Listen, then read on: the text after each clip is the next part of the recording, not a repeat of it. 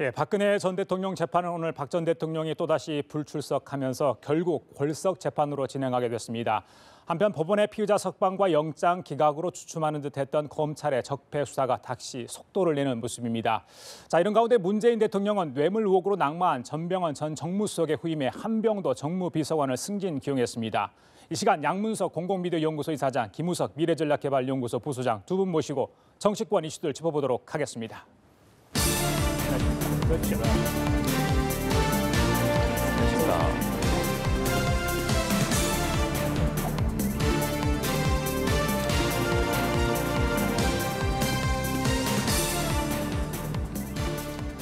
네, 오늘 뉴스 1번지 대담은 박근혜 전 대통령의 재판 얘기부터 하겠습니다. 자, 어제에 이어서 오늘도 불출석했습니다. 네. 이유는 건강상의 이유입니다. 네. 재판부는 충분히 재판에 나올 만하다 이렇게 어제 이야기를 했는데 결국에는 이제 골석 재판으로 오늘 진행을 했어요. 왜 이렇게 안 나오는 걸까요? 뭐 일단 박근혜 전 대통령이 한 두 번 정도의 이유들이 있었죠. 하나는 발가락 때문에 출석을 안 한 적이 있었고 지난 여름에 이제 최근에는 허리 디스크를 이제 강남 성모병원에서 진단받아서 이제 안 나왔는데 재판부 입장에서는 그 이유에 대해서 이제 기각을 했던 거죠. 그러면서 결국 이제 골석 재판으로 들어갔는데 골석 재판은 건강의 문제가 아니라 이미 박근혜 전 대통령이 변호인 사퇴 총사퇴를 하면서 사퇴시키면서 사실상 예상이 됐고 골석 재판이라는 부분보다는 오히려 재판 보이콧이라는 개념을 이제 우리는 많이 해석을 했었습니다. 이 상황에 있어서 재판 보이콧이 대한 부분에 대한 이제 이 구체적인 이 이유를 이제 허리 디스크라고 이야기를 했는데 허리 디스크는 정말 박근혜 전 대통령도 그렇고 변호인단들도 그렇고 그다음에 재판부도 그렇고 검찰도 그렇고 동의하기 힘들 문제다 이렇게 보는 거죠. 예, 알겠습니다. 자.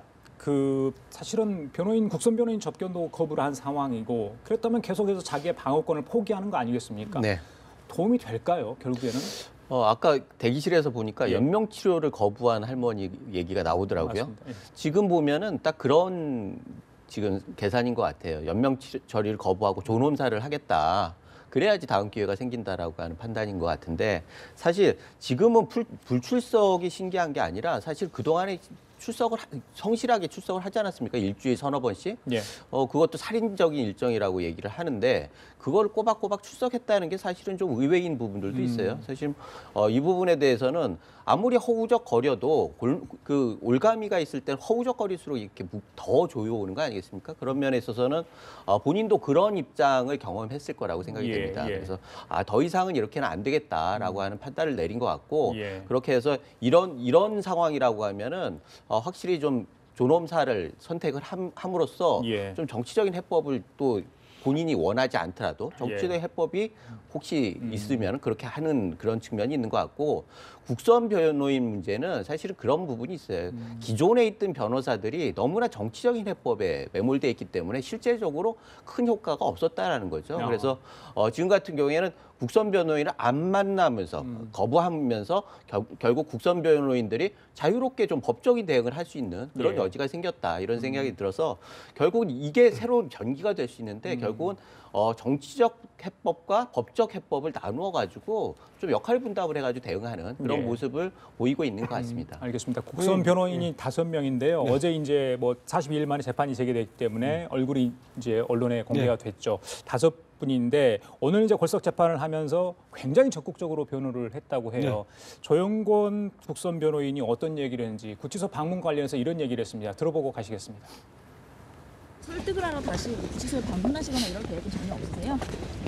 저희가 일방적으로 찾아가는 것은 좀 너무 게으르잖아요. 그리고 종전 변호인들의 변론 내용이라든가 이런 것들을 흐트러지지 않는 범위에서 저희가 피고인의 이익을 위해서 최선을 다할 겁니다. 오늘 태블릿 PC 관련 진위 공방 관련해서 또 이렇게 강하게 변론을 했다고 해요. 자, 어떻게 보시면 앞으로 공방 어떻게 진행될까요? 피고인이 없는 상황인데요. 법률 전문가들이 일반적으로 이야기하는 건 피고인의 생각이 가장 중요하고 그다음에 피고인이 진술하는 내용이 가장 중요하다. 그럼에도 불구하고 국선 변호인 5명은 한 번도 피고인을 접견한 적이 없는 상황에서 현재 국선 변호사가 할 수 있는 일은 딱 하나밖에 없는 거죠. 검찰의 논리에 허점이 있는 부분에 대해서 계속해서 깊게 파고 들어가는 것과 또 하나는 증인들이 증언할 때의 논리적 허점을 비판하는 부분들 예. 이 두 가지의 역할 외에 예. 국선 변호인이 할 수 있는 건 없다. 그럼에도 예. 불구하고 5명의 국선 변호인이 10만 장의 분량이라고 이야기하는 그 엄청난 자료를 상당 부분 인지하고 있고 그 10만 장의 그 바탕으로 해서 검찰을 상당히 곤혹스럽게 예. 하는 지점들도 종종 나타나고 있다. 그래서 아주 날선 예. 검찰과 변호인단의 공방이 있었다라는 게 오늘 걸석 재판의 평가이다. 예, 겁니다. 알겠습니다. 네. 자, 박근혜 전 대통령의 재판 불출석이다 보니까 자연스럽게 친박 의원들의 검찰 소환 관련해서 얘기들이 나옵니다.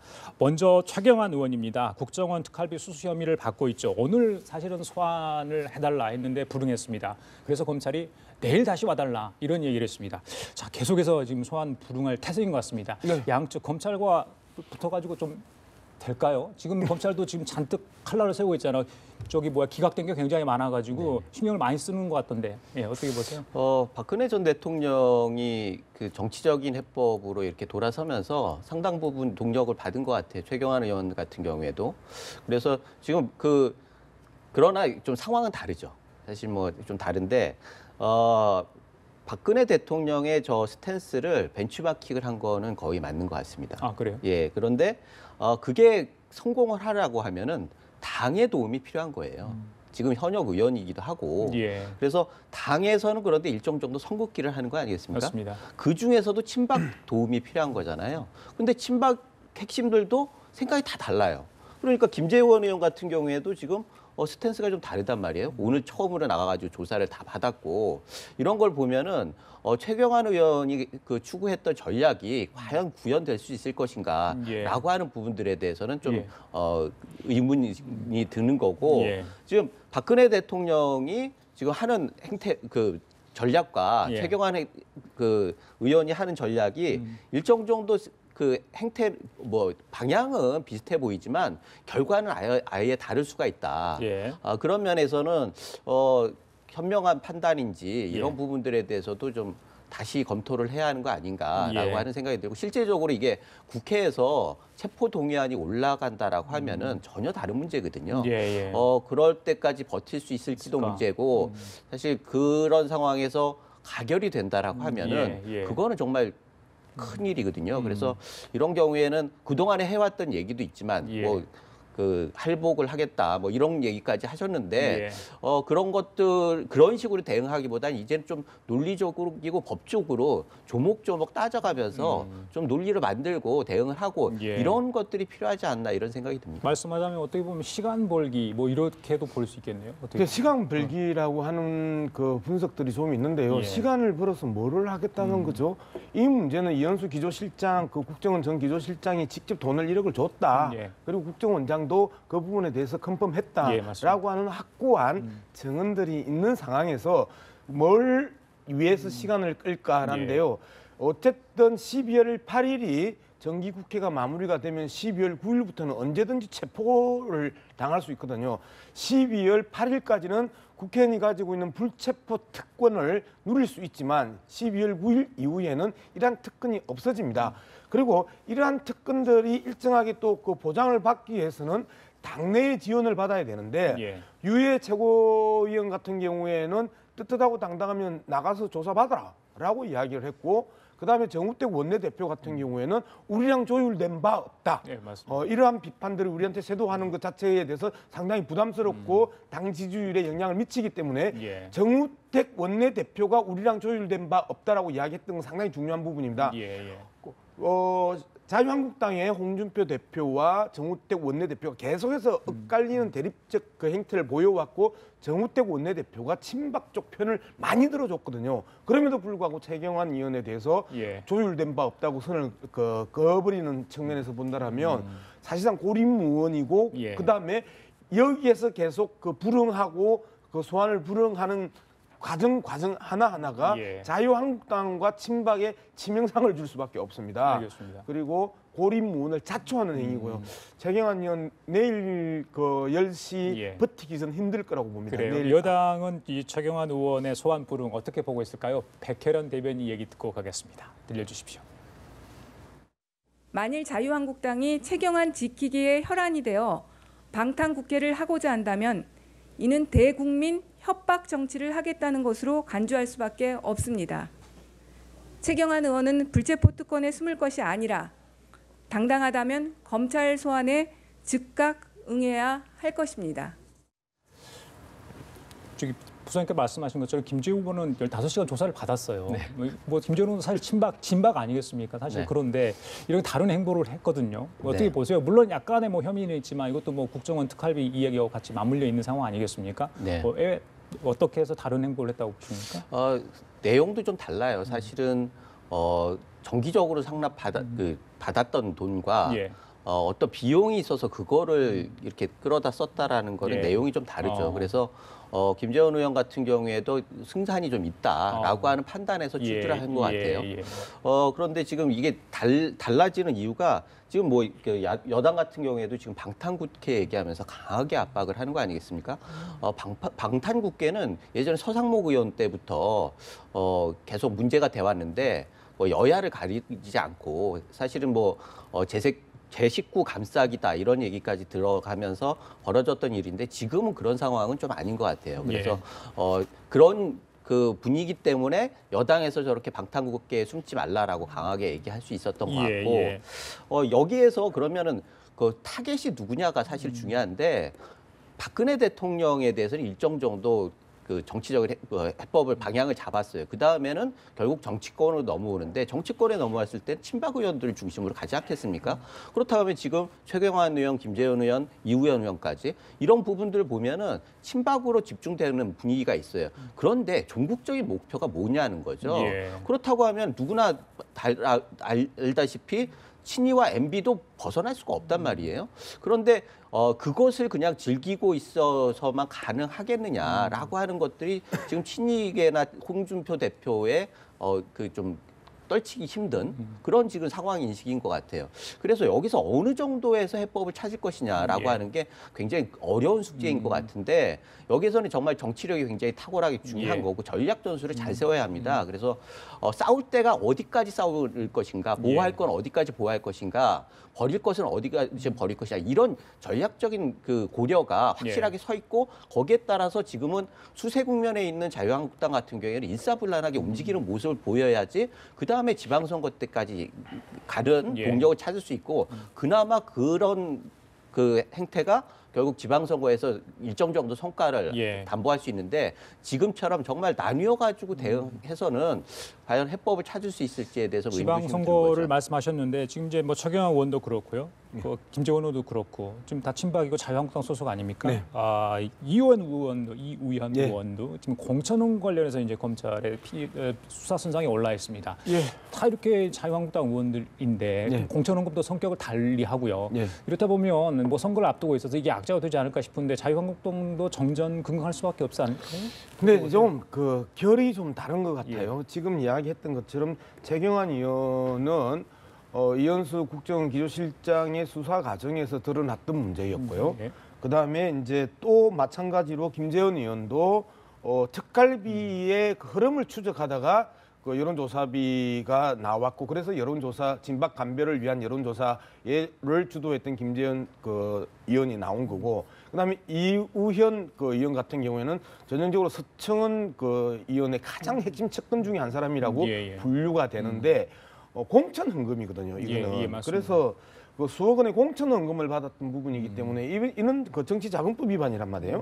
이런 측면들 말 그대로 범죄 행위가 그 어떤 그 사안을 가지고 겨냥을 해서 들어간 게 아니고 수사 과정에서 툭툭툭툭 불거져 나왔던 거고 친박들인데 이 친박들에 대한 부분에 있어서 홍준표 대표 입장에서는 서청원 최경환 의원을 사실상 친박의 모든 멍에를 씌워서 출당시키려고 했던 대표적인 두 정치인이 서청원 그다음에 최경환 의원이었단 말이에요. 그러니까 손 안 대고 코 푸는 이러한 그 정치적 효과를 그 가져올 수 있는 거고 두 번째 이 상황이니까 지속되고 최경환 의원이 계속해서 그 검찰 소환에 불응을 하면 상당히 불편해지거나 답답해지는 사람이 누구냐면 정우택 현재 원내대표입니다.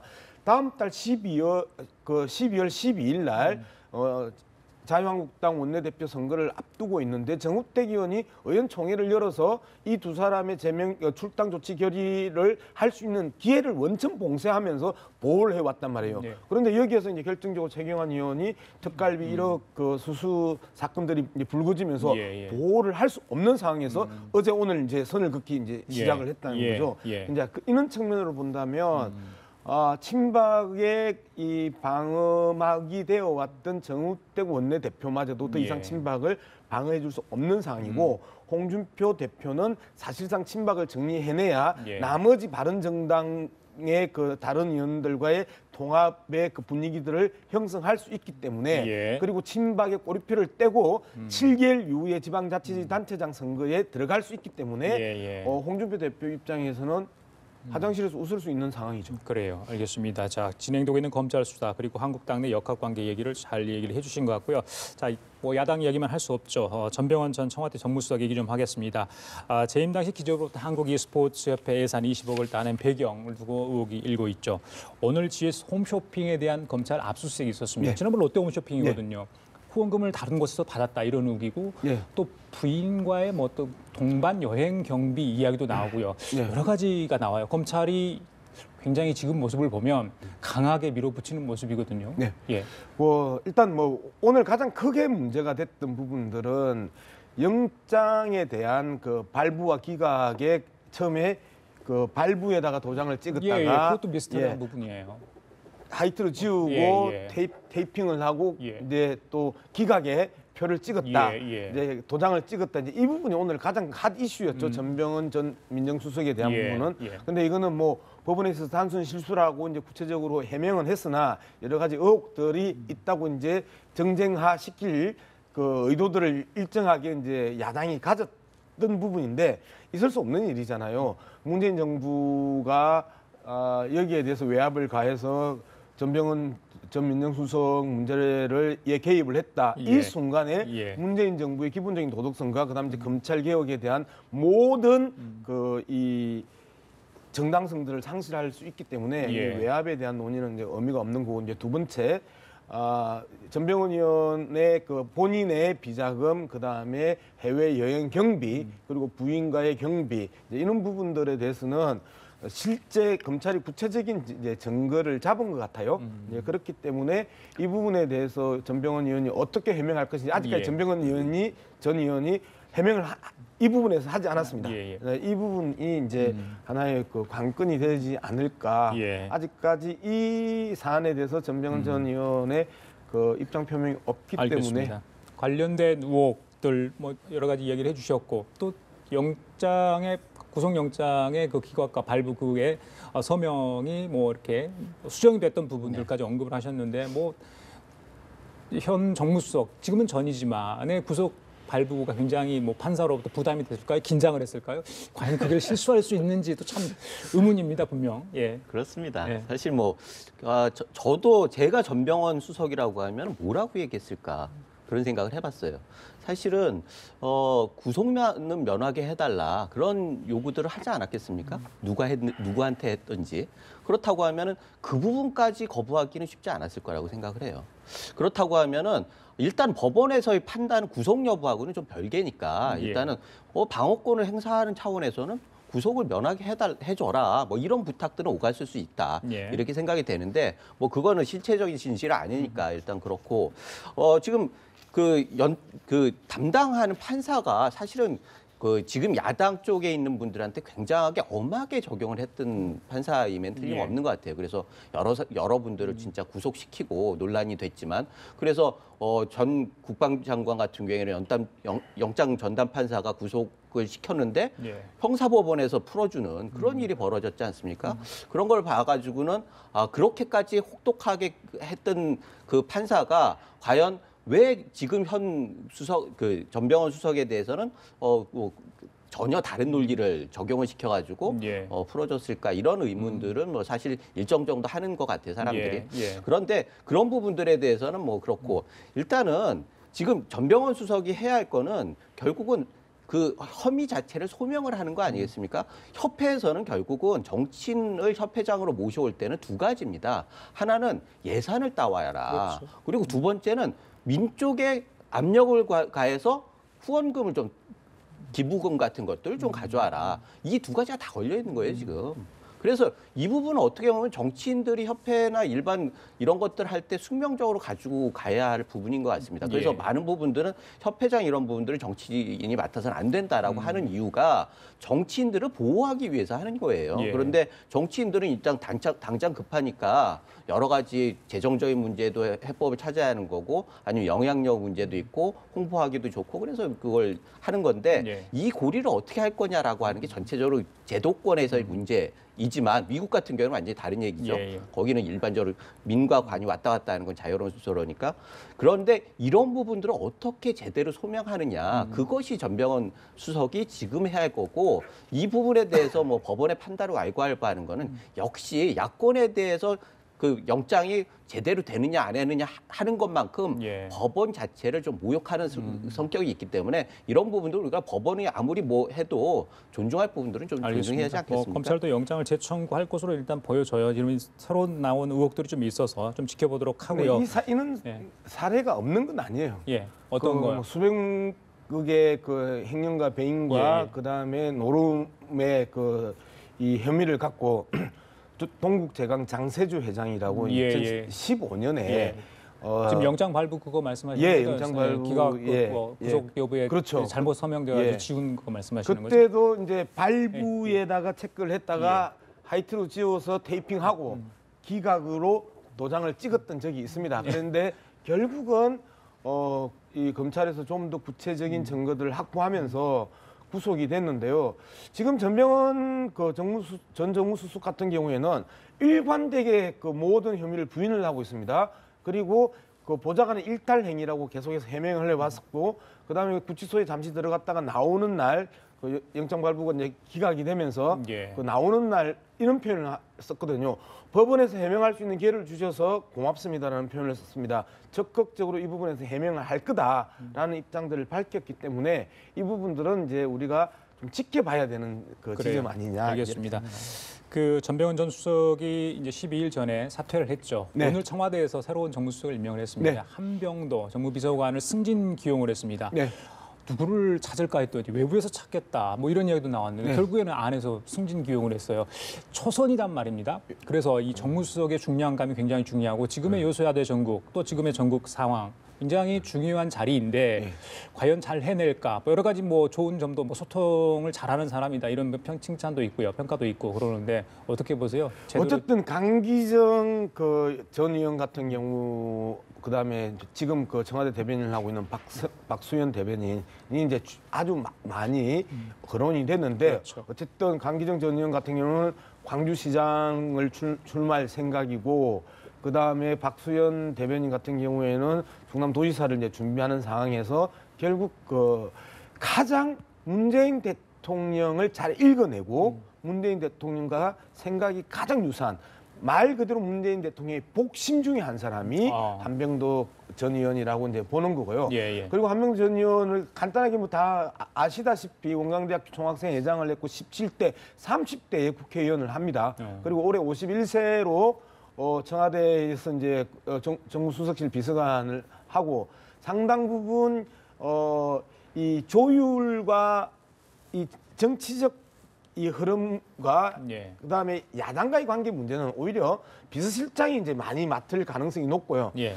대통령의 뜻을 전하는 심부름의 역할들은 이 한병도 정무수석이 할 가능성이 높다. 그래서 문재인 대통령을 가장 정확하게 읽어내는 사람 중에 한 사람으로 예. 보면 알겠습니다. 상당히 중량감이 떨어진다라는 게 아니고 예. 오히려 야당 입장에서는 예. 대하기가 훨씬 더 예. 부드러운 측면들이 있을 거다. 알겠습니다. 예.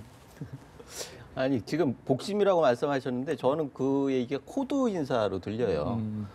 사실 정무수석이라고 하는 건 야당과의 대화의 창구 아니겠습니까? 지금 비서실장 말씀하셨는데 비서실장의 역할이 따로 있죠. 그러나 정무수석은 공식적인 창구니까 정무수석이 가져야 여러 가지 요건들이 있는 거예요. 예, 예.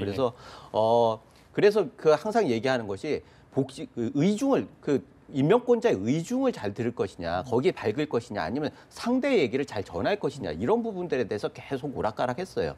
그래서 이번에도 그런 얘기가 나올 때마다 저는 속으로 결국은 복심으로 가지 않겠느냐라고 얘기를 했는데 예. 그런 것들이 지금 청와대 내부에 있는 분위기와 맞는 거죠. 전대협 출신 아니겠습니까? 그런 것들도 코드와 맞는 인사였던 것 같고 실질적으로 현실적인 어려움도 있었을 것 예, 같아요. 예. 인물난이 있었다고 얘기들이 나오는데 사실 전임자를 보면은 갈지 말지 당사자들이 고민하지 않겠습니까? 그래서 전임자인 전 수석이 존재감이 없다가 결국 팽당하는 지금 그런 분위기로 가고 있단 말이죠. 그렇다고 하면 새로 올 사람들 의혹을 가지고 오기가 굉장히 힘든 상황에서 결국은 내부적인 여러 가지 문제도 있고 아까 처음에 말씀드렸던 그리고 상황적인 논리도 있고 그래가지고 어떻게 보면 고육지책으로 지금 내부 승진으로 갈 수밖에 없었지 않느냐 예, 이런 생각이 듭니다. 알겠습니다. 자, 다른 주제로 넘어가 보겠습니다. 지난번에 17일 날 발견된 그 유골 있잖아요. 네. 그게 이영숙 씨, 고 이영숙 씨 지난 6월 5일 날 일부 유해가 발견이 됐던 그 부분의 일부라 이렇게 났습니다. 미수습자 유해는 아니었던 건데요. 어제 이제 미수습자 유족들이 이야기를 했죠. 악의적인 의도는 없었던 것으로 보인다 이렇게 이야기를 했던 것 같습니다. 그래서 해수부 쪽에서 이제 어떤 조사 결과를 내놓을지 2차 결과를 아직 최종은 아닙니다. 네. 근데 이런 결과를 내놨거든요. 특히 이제 눈길이 가는 게 세월호 수습본부장을 앞으로 민간인으로 하겠다 이런 얘기도 있었고요. 물론 최종적으로 조사를 해봐야 되겠지만 부당한 행위에 대한 무관용 원칙을 적용할 것이고 징계 수위는 위법 행위 고의성을 따져 결정하겠다 있습니다.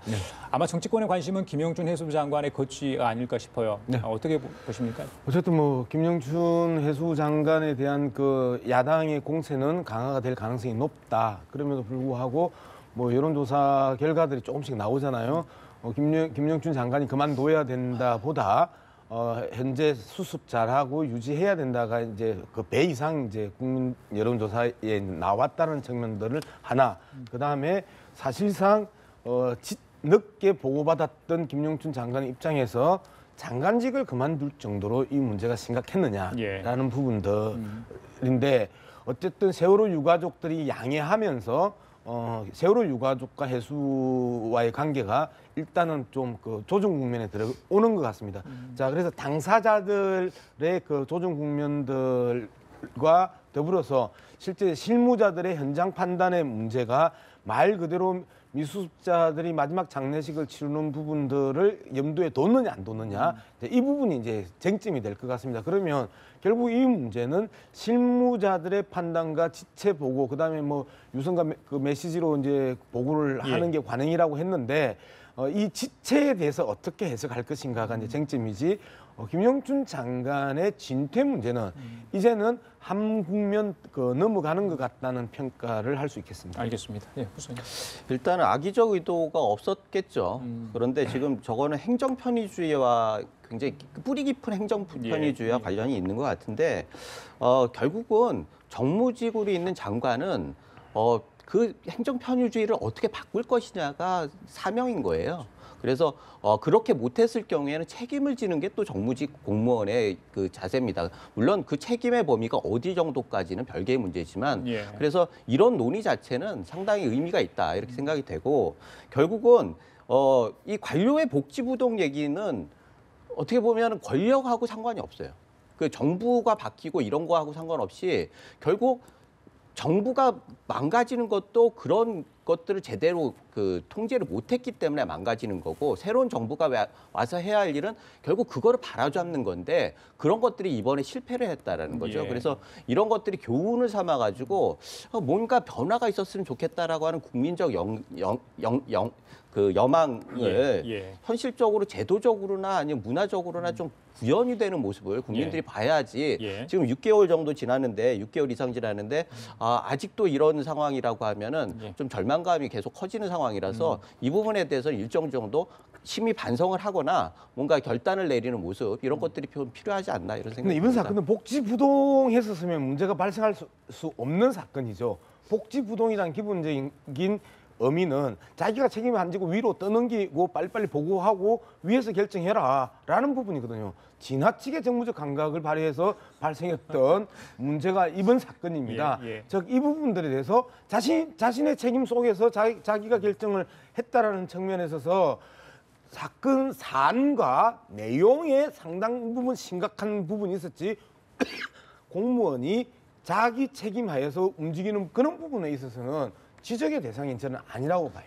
아니 그런데 지금 그 직업 공무원들은 정치적인 책임을 지는 자리가 아니에요. 사실 이런 건 정치적인 문제로 비화됐기 때문에 문제가 되는 거 아니겠습니까? 행정적인 책임이라고 하는 것들은 그야말로 징계로 끝나는 거지. 그거는 선거를 통해서 된 정권 같은 경우에는 거기에 대해서 정치적인 책임을 져야 하는 거죠. 그런데 지금 이 상황 같은 경우에는 세월호가 전 정권을 망가뜨렸던 계기를 제공했던 사건인데 이게 변하지 않았다라고 하면은 정말 이건 반성을 해야 하는 거고 장관들도 정무직 공무원 아니겠습니까? 그런 데에서 책임을 져야 한다 이런 알겠습니다. 얘기죠. 다음 주 안에 최종 조사 결과를 발표할 거라고 합니다. 지켜보도록 하겠습니다. 자, 다음 대담은 저희들이 별도 키워드로 준비를 했는데요. 자, 키워드 보고 계속 이야기 나눠볼까요? 예, 보여주시죠. 강찬영 감사원장 임기가 다음 달 1일 만료됩니다. 얼마 남지 않았죠. 차기 감사원장을 따로 인선을 해야 되는데 이렇게 한다면 뭐 시간이 걸리는 상황이고 한 20여 명을 검증 중이라고 하는데 마땅한 인사가 없어서 지금 인물난이다 이런 이야기도 나옵니다. 시간이 좀 없는데 공백 또 감사원장 공백이 생길 것 같은데요? 네, 공백이 생길 수밖에 없을 것 같습니다. 사실상 중소기업 벤처부 장관을 임명하고 그다음에 국회에서 통과시키는 과정에 있어서 엄청난 시간을 잡아먹었습니다. 그리고 그 과정에 있어서 한 5, 60명을 이 인사 검증을 했다는 것 아닙니까? 지금도 한 20명 이상의 감사원장감을 인사 검증을 했는데 아직도 최종적으로 낙점된 이 적임자가 나타나지 않았다라는 것은 그동안 지난 10년 동안 민주당 정부의 공백이 크다라는 거거든요. 네, 그리고 지금 시점에 있어서 빨리 감사원장을 이제 이 적임자를 이제 임명을 해야 되는데 두 가지 문제가 있는 거잖아요.